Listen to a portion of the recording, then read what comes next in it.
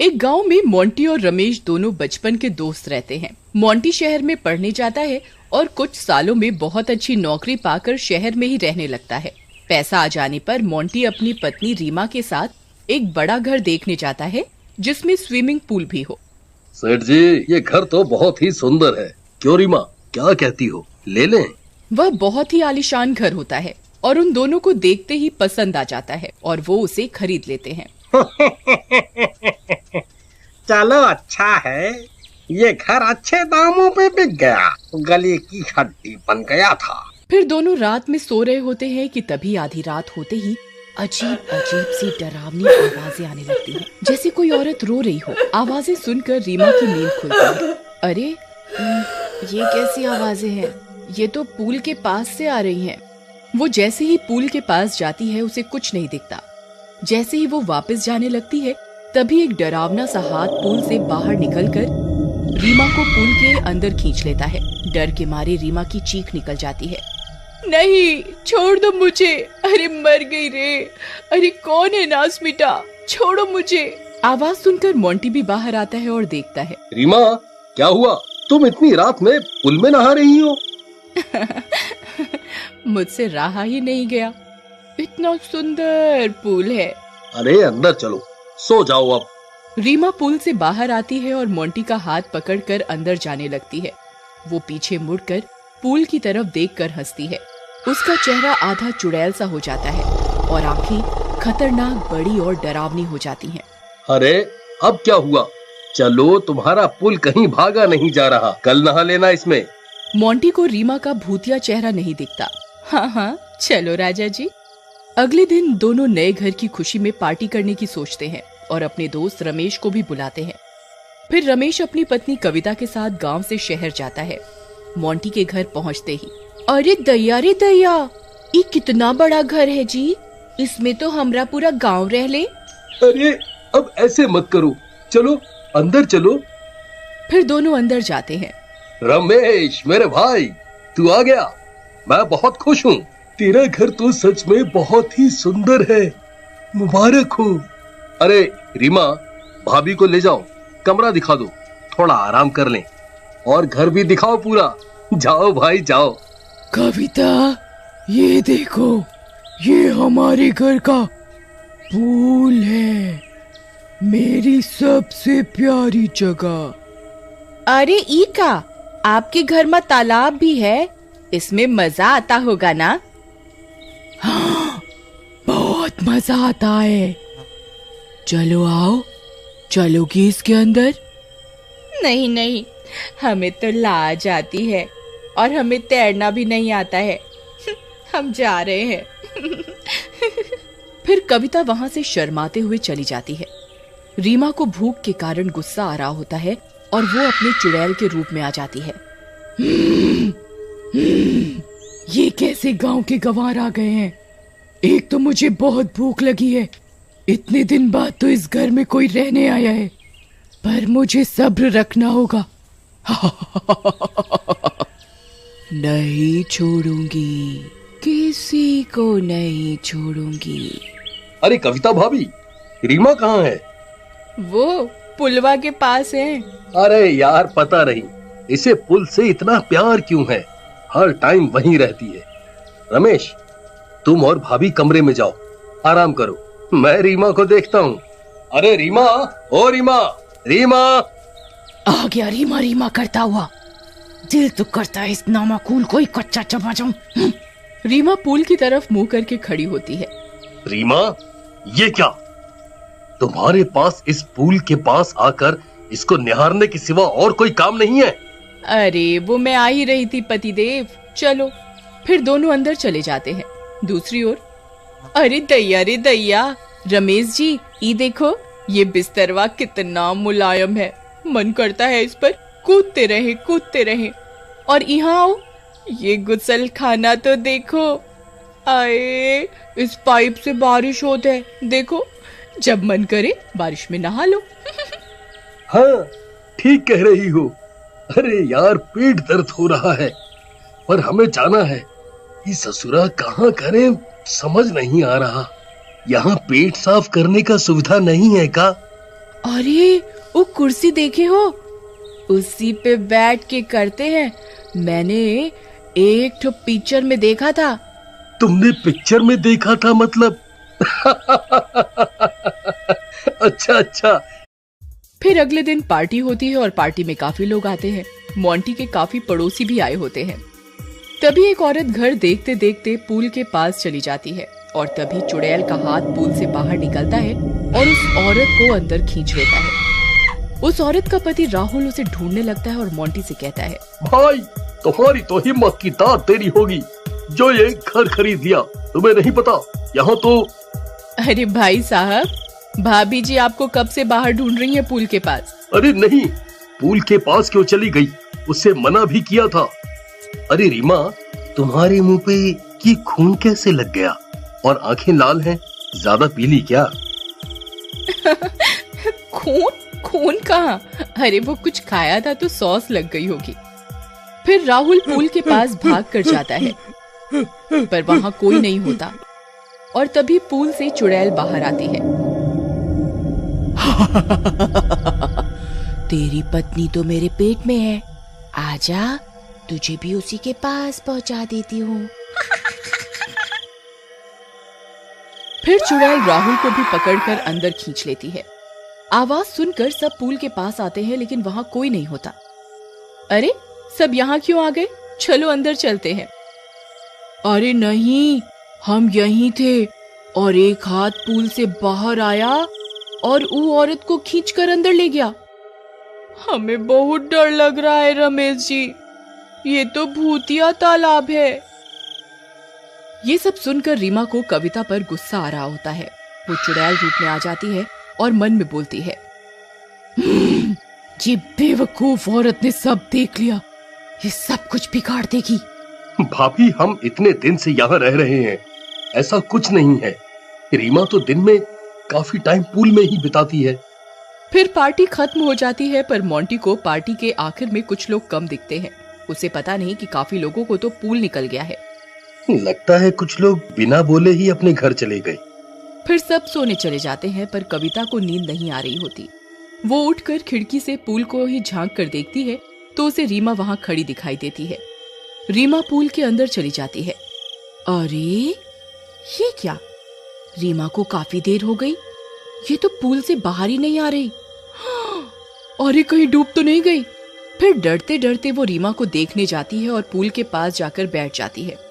हे भगवान, इस तालाब में कुछ तो गड़बड़ है।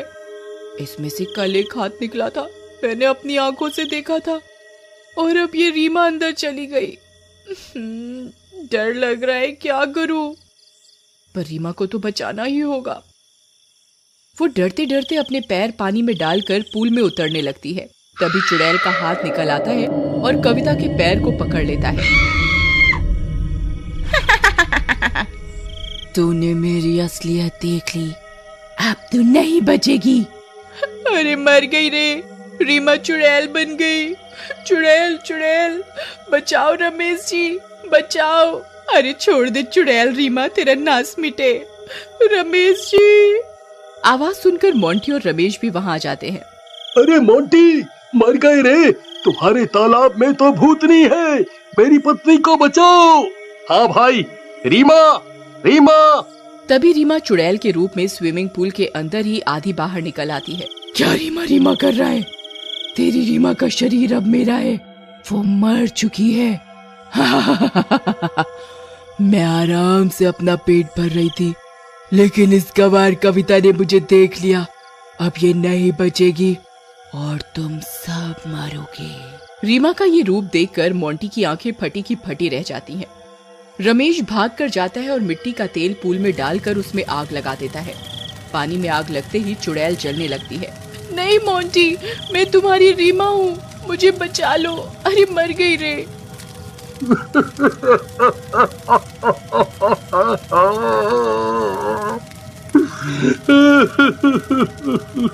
तुम मेरी रीमा नहीं हो, तुमने मेरी रीमा को तो मार दिया, लेकिन अब मैं किसी और को नहीं मरने दे सकता। आग लगते ही चुड़ैल भी जल जाती है और वो पूल चुड़ैल के साए से मुक्त हो जाता है।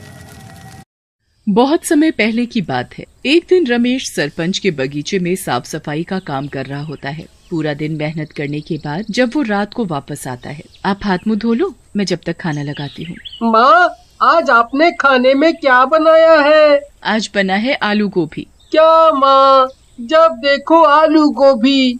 मुझे तो मुर्गा खाने का बहुत मन है, पर माँ रोज रोज आलू गोभी बना देती है। ठीक है, आज ये आलू गोभी खा लो, कल मैं मुर्गा ले आऊंगा, फिर खूब पेट भर कर खाना। काफी रात हो जाती है, सब लोग सो जाते हैं। उसके बाद एक भूत उनके घर में घुस आता है और ऐसे घूम रहा होता है जैसे किसी की तलाश में है। ये इस गांव का आखिरी घर था, पर अब इस घर में भी कोई मुर्गी नहीं है। अब मैं क्या करूं? मैंने गांव के सारे मुर्गे मुर्गी तो पहले ही चुरा लिए हैं, पर वो सब मिलाकर 100 ही हुए हैं। अब 101 की गिनती पूरी करने के लिए आखिरी मुर्गा कहाँ से लाऊं? भूत निराश होकर घर से वापस जाने लगता है, पर अचानक उसे एक ख्याल आता है। क्यों ना मैं अंदर सो रहे उस बच्चे को ही मुर्गा बना दूं। ऐसे मेरे पूरे 101 मुर्गों की गिनती पूरी हो जाएगी। भूत दोनों में से राहुल को गोद में उठाता है और हवा में उड़ता हुआ घर से बाहर निकल आता है।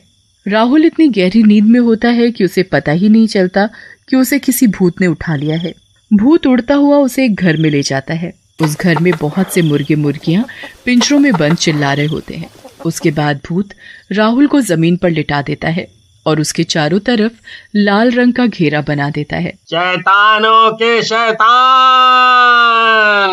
ये है आपका नया मेहमान। भूत घेरे के चारों तरफ गोल गोल घूमने लगता है और राहुल के ऊपर जादू करने लगता है। कुछ देर बाद राहुल एक मुर्गे में बदल जाता है। राहुल अपने पैरों की तरफ देखता है, पर उसके पैर तो पंजों में बदल चुके होते हैं।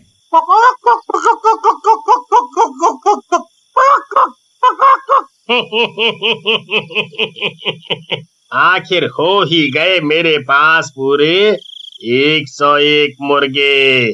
अब मैं कल से इनको गांव वालों को खिलाऊंगा, और जिस दिन ये सारे मुर्गे खत्म हो जाएंगे उस दिन मैं इस दुनिया का सबसे शक्तिशाली भूत बन जाऊंगा। अगले दिन भूत अपनी दुकान खोलकर बैठ जाता है और गांव वालों को मुर्गे बेचने लगता है।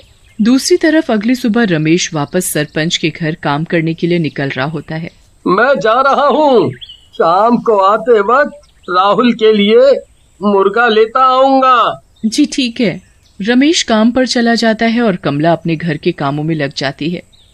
किसी को अभी तक इस बात का एहसास भी नहीं होता कि राहुल घर से गायब है। राधिका भी उठकर घर के काम में अपनी माँ का हाथ बटाने लगती है। राधिका, जरा इस राहुल को जाकर उठाना तो। दिन चढ़ाया है पर ये लड़का अभी तक सो रहा है। नहीं माँ, मैं जब उठी तब वो अपने बिस्तर पर था ही नहीं। वो जरूर अपने दोस्तों के साथ खेलने गया। आप उसे कुछ कहते नहीं हो ना, इसलिए अपनी पढ़ाई लिखाई छोड़कर बस खेल कूद में ही लगा रहता है। अब मैं क्या करूं, ये सुनता भी तो नहीं।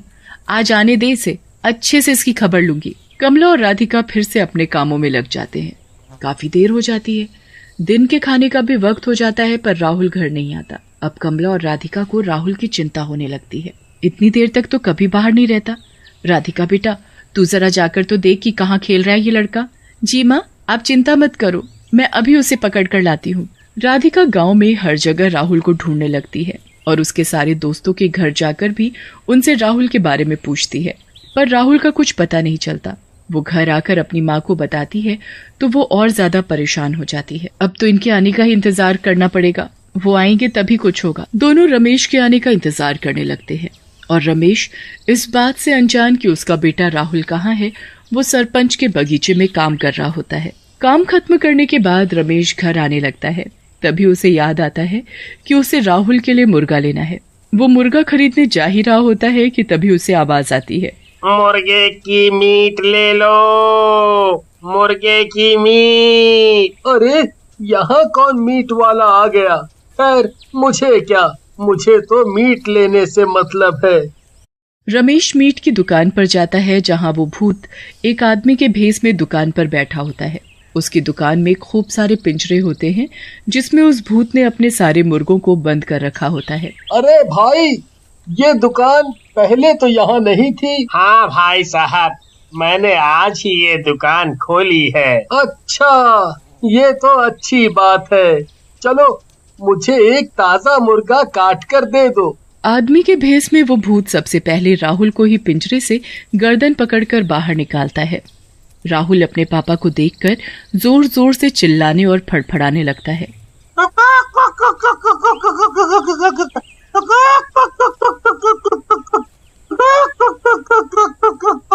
रमेश को कुछ अलग सा महसूस होता है। उसका बिल्कुल मन नहीं मानता कि वो उस मुर्गे को कटवाए।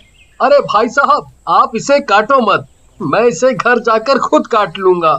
आप मुझे ये मुर्गा ऐसे ही दे दो। मैं काटूं या ये आदमी?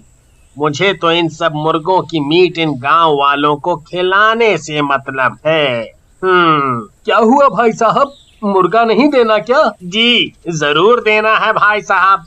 आप ये मुर्गा पकड़ो और घर जाकर ताजा ताजा काट कर खाना। रमेश उस मुर्गे को घर ले आता है। वो कमला और राधिका को ऐसे रोते देख हैरान होता है।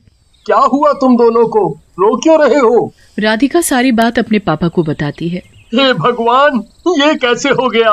राहुल ऐसे कैसे गायब हो सकता है? अभी कुछ दिनों से मैं हमारे गांव में मुर्गे मुर्गी चोरी होने की बातें सुन रहा था, पर आज तो हमारा बच्चा ही गायब हो गया।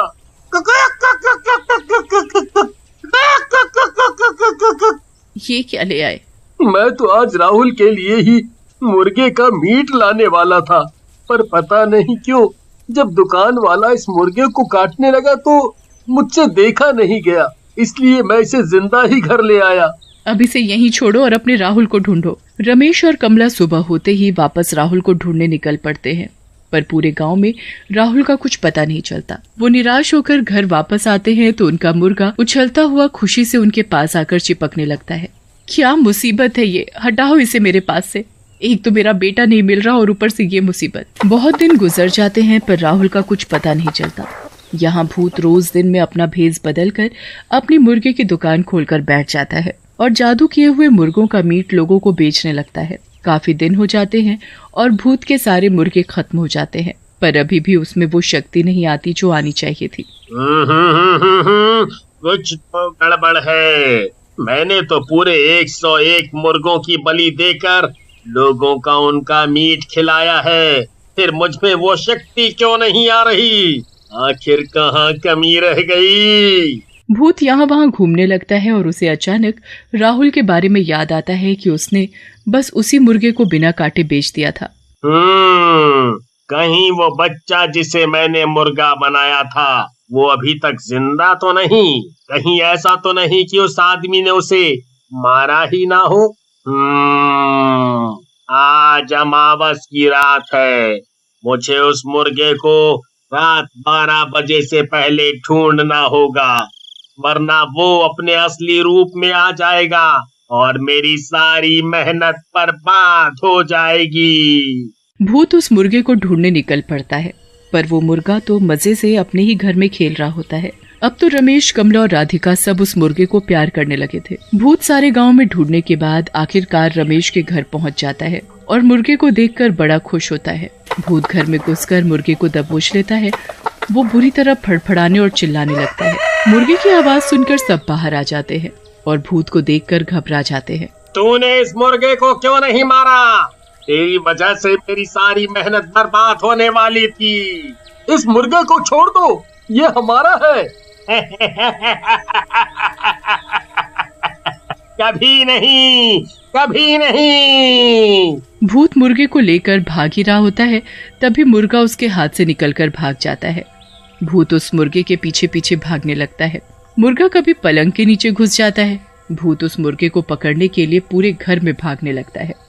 इतने में 12 बज जाते हैं और वो मुर्गा अचानक राहुल बन जाता है। राहुल को देखकर सब लोग खुशी से पागल हो जाते हैं। वो भूत वहाँ से गायब हो जाता है। उसके बाद राहुल सारी बात अपने घर वालों को बताता है और सब खुशी खुशी रहने लगते हैं।